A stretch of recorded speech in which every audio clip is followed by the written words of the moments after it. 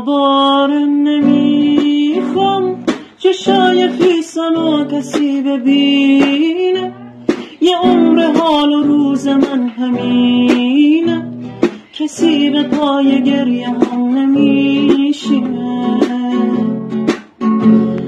دوباره یه گوشه میشینم و واسه دلم میخونم، هنوز تو حسرت یه همزبونم، ولی نمیشه و اینو میدونم.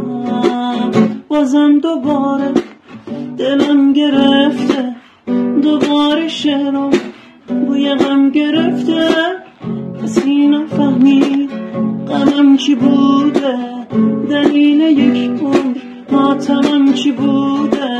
بازم دوباره دلم گرفته، دوباره شعرم